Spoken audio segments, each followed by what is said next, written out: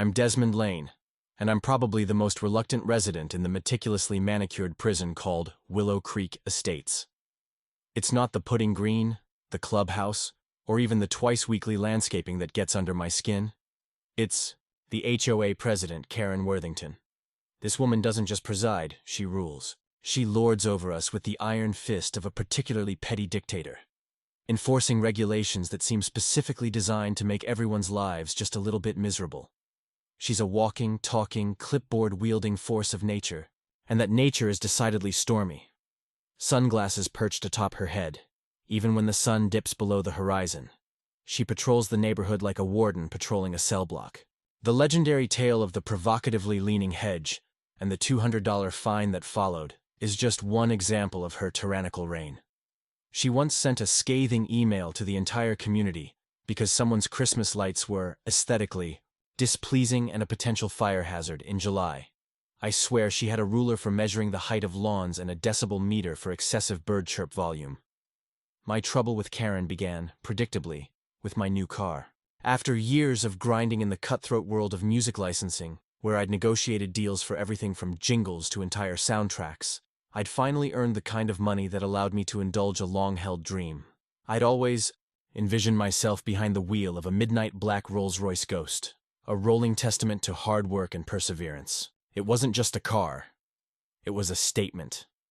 Not a loud, obnoxious one, but a quiet, confident declaration of arrival. The custom leather interior, the whisper-quiet engine, the sheer weight of its presence. It was perfection on wheels. So, when the delivery truck finally pulled up to my house in the dead of night, I was practically vibrating with anticipation.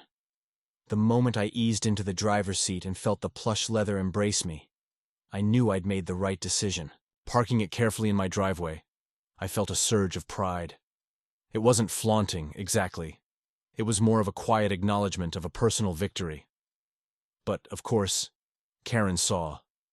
She was across the street, meticulously watering her plastic, potted plants, because even the flora in Willow Creek Estates had to conform to her standards, when she froze. Her eyes widened, her mouth formed a silent, "Oh," and she straightened up as if she'd just witnessed a bank robbery. Then, with the determined stride of a soldier marching into battle, she crossed the street, her fake smile stretched taut across her face. The performance began, a carefully crafted blend of sugary sweetness and veiled intimidation. Her opening gambit was disarmingly innocent. "Oh, Desmond," she cooed, her voice dripping with false concern. "Such an interesting vehicle. How did you procure such a thing?" The tone suggested a deep suspicion, a hint that I'd somehow obtained it through less than reputable means. I should have known then that this was just the beginning of a very long, very irritating war. The questions kept coming, each one more pointed and subtly accusatory than the last. She tilted her head, her sunglasses reflecting the streetlights back at me, and declared, "It just seems rather exotic for Willow Creek Estates, don't you think?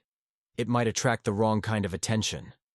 I clenched my jaw, fighting the urge to tell her exactly what I thought of her concerned citizen act. Instead, I opted for a polite but firm response. "It's my car, Karen. I bought it." That, apparently, was not the answer she wanted. Her smile hardened around the edges. "Are you a personal driver, perhaps, for one of the residents? Because, you see, we have rules about commercial vehicles being parked in plain sight." The insinuation hung in the air, thick and suffocating. She was implying that I was some kind of chauffeur, undeserving of owning such a vehicle, and that my presence in Willow Creek Estates was somehow conditional. I was insulted, not just on a personal level, but on behalf of anyone who had ever worked hard to achieve something. The sheer audacity of her entitlement was staggering. Calmly, I pointed to the meticulously printed and laminated neighborhood rulebook that was propped against my windshield. "That clause, Karen, specifically refers to vans with company logos or commercial markings. It's intended to prevent landscaping trucks and delivery vehicles from being parked overnight. This is a luxury car. It costs more than your entire house." The words slipped out before I could stop them. A small, petty victory in the face of her relentless condescension. I immediately regretted it, knowing that I was only fueling the fire, but the satisfaction was undeniable. The color drained from her face, replaced by a furious flush. Her eyes narrowed behind her sunglasses, and I knew I'd crossed a line. Not because I'd said anything untrue, but because I dared to challenge her authority in her own little kingdom. The next day, the inevitable arrived, a bright yellow final warning notice taped to my front door. It was official HOA stationery, complete with the Willow Creek Estates logo and Karen Worthington's signature emblazoned across the bottom. The violation? Visual disruption. My car, it claimed, was an eyesore, a blight on the carefully curated landscape, and inconsistent with the community aesthetic. The solution? Store it in my garage or, and this was the part that truly infuriated me, sell it. Sell it. As if it were some kind of unwanted lawn ornament, easily discarded to appease her capricious whims. The sheer arrogance of the demand was breathtaking. I crumpled the notice in my fist, a wave of anger washing over me. This wasn't about rules or regulations. This was about power, control, and Karen Worthington's insatiable need to dominate everyone around her. I decided then and there that I wouldn't back down. I wouldn't be bullied into surrendering my hard-earned prize. I ignored the notice, tossing it into the trash where it belonged. I figured that would be the end of it, but I was wrong. So wrong. A week crawled by, filled with simmering resentment and the nagging feeling that I was being watched. Every time I left the house, I could feel Karen's eyes on me, scrutinizing my every move. I started parking the Rolls-Royce further down the street, just to avoid the daily dose of passive-aggressive glares. I considered contacting a lawyer, but I hesitated. I didn't want to escalate the situation, but I also refused to be intimidated. Then came the next act in Karen's bizarre drama, an act that was so absurd, so brazenly entitled, that it almost bordered on comical. She showed up at my door again, this time with reinforcements. Her adult son, a sullen, awkward man who looked like he hadn't smiled since his junior varsity lacrosse days. He shuffled his feet, avoided eye contact, and generally radiated discomfort. Karen, on the other hand, was in her element, radiating a manic energy that was both unsettling and oddly captivating. She launched into her spiel without even a perfunctory greeting. "Desmond," she began, her voice dripping with faux sympathy. "We have a bit of a situation. You see, dear Brandon's car recently broke down." She patted her son's arm, her touch conveying a mix of pity and ownership. A real tragedy. It was his graduation gift. And, well, she paused for dramatic effect, it occurred to me that it would make so much more sense for your roles to go to someone who would truly appreciate it, someone who needs it. I stared at her, dumbfounded. Was she actually suggesting what I thought she was suggesting? "Are you joking?" I asked, my voice barely above a whisper. Her smile widened, a predatory glint in her eyes. "Not at all, Desmond. We understand that things might be a little tight for you right now, and we're willing to offer you compensation." She gestured to Brandon, who reluctantly pulled a checkbook from his back pocket. "We've discussed it, and we feel that a fair price would be—" She consulted a note card she'd pulled from her purse. $7,000.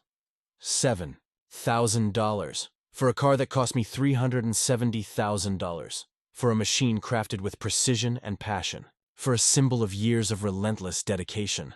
I burst out laughing, a loud, uncontrolled eruption of disbelief and indignation. I laughed until my stomach hurt, until tears streamed down my face.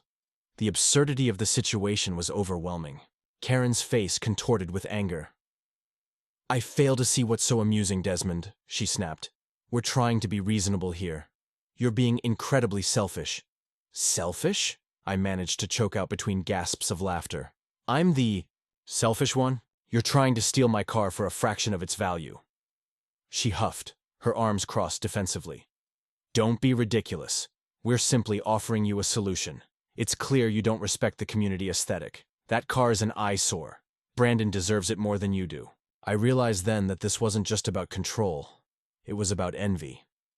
Karen couldn't stand the fact that I had something she wanted, something she couldn't afford, and she was willing to resort to any means necessary to get it. I should have called the police right then. I should have documented everything, sought a restraining order, and nipped this whole nightmare in the bud. But I was still operating under the naive assumption that a person in her position couldn't possibly be this unhinged. I underestimated the depth of her desperation, the extent of her delusional belief that she was entitled to whatever she wanted. The meltdown, when it finally came, was spectacular. 2 days later, I woke up to a bizarre and unsettling sight. My driveway was blocked. Barricaded, actually. Karen and her son had somehow managed to drag 2 of the HOA's massive trash bins, the kind that required 2 people to lift, and a heavy-duty folding table in front of my garage door, effectively trapping my Rolls-Royce inside. They had created a makeshift fortress of refuse, a monument to their pettiness and their complete disregard for the law. Karen was standing guard outside, wearing a floral bathrobe and oversized sunglasses, her face a mask of triumphant defiance. "Eminent domain, neighborhood property," she declared, her voice echoing in the quiet morning air. "This is for the good of the community." I stared at her, speechless. "Are you out of your mind?" I finally managed to stammer. "You can't just block my driveway," she smirked. "Oh, but I can, Desmond, and I have. That car is a nuisance, a blight on the neighborhood, and it's being removed for the safety and well-being of everyone." This was beyond ridiculous. It was outright harassment. I pulled out my phone and dialed the number for the local tow company. "I have an illegally blocked driveway," I explained to the dispatcher. "I need a tow truck immediately." Karen, seeing what I was doing, went ballistic. She snatched her own phone from her bathrobe pocket and screamed into it. 911, I need the police, immediately. There's been a hostile vehicle dispute. I'm being aggressively intimidated. And that car," she pointed a trembling finger at my garage, "is registered to my family trust. It's been stolen." Nice try, Karen. Very nice try.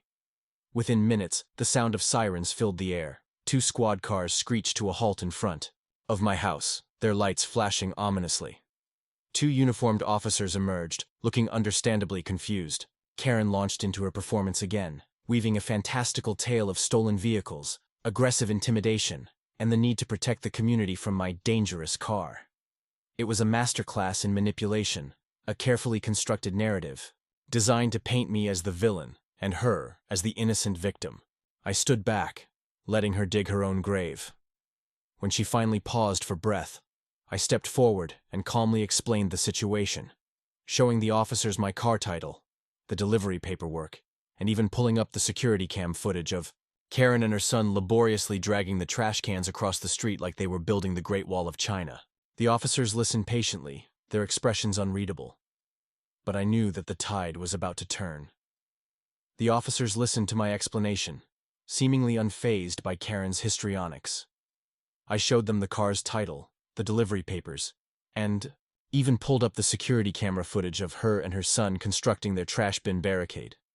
The visual evidence was damning, but I knew Karen was capable of spinning any situation to her advantage. That's when I decided to play my trump card. "Officers," I said, my voice calm but firm. "I ran a background check on Karen Worthington last night." The words hung in the air, silencing Karen instantly. A flicker of fear crossed her face, quickly masked by a look of feigned innocence. But I had seen it. Something about her obsessive behavior, her desperate attempts to acquire my car, had been bothering me. It was too much, too intense. So I had done some digging. What I found was far more disturbing than I could have imagined. Something hadn't been sitting right with me, I continued, addressing the officers. The way she wanted the car. The fact that her son looked nervous every time he stepped onto my property. I paused, letting the suspense build. The background check revealed some interesting information. Karen has recently filed for bankruptcy, not just once, but twice in the past 5 years. Her credit is completely torched, and her home is currently in pre-foreclosure. I watched as the officers exchanged glances. Karen's mask of composure was starting to crumble. "But that's not all," I added, delivering the final blow. "She was investigated last year for forging vehicle transfer paperwork in another HOA dispute. She has a history of this." The officers went silent, processing the information. One of them reached for his radio and calmly requested a background check on Karen Worthington. The silence stretched, punctuated only by the crackle of the radio. Karen stood frozen, her eyes darting nervously between me and the officers. Her son, looking increasingly uncomfortable, began to edge away. 5 minutes later, the confirmation came. "Officer, we have a hit," the voice on the radio crackled.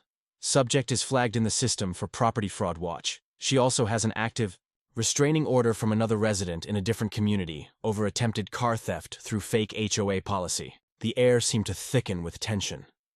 The officers, their demeanor shifting from polite to serious, exchanged knowing glances. It was clear that they were no longer buying Karen's story. She had done this before. This wasn't just a petty HOA dispute. It was a pattern of criminal behavior. The officers stopped being polite. They started asking Karen direct, pointed questions.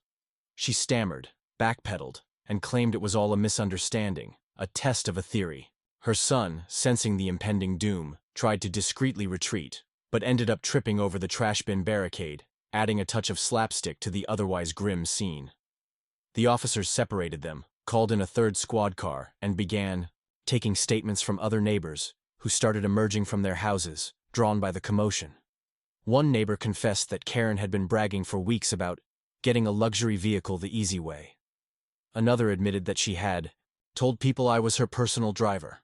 The evidence against Karen was mounting. By the end of the hour, the scene was a chaotic spectacle. 3 police cars lined the street, their flashing lights reflecting off the pristine facades of the Willow Creek Estates houses. Neighbors huddled in small groups, whispering and pointing. Karen and her son were being escorted off the property, not arrested, but officially removed pending investigation by the HOA board and a civil complaint filed by me. The officers explained that further investigation was needed to determine the extent of Karen's criminal activity, but that she was definitely on their radar. Karen's HOA privileges were suspended indefinitely.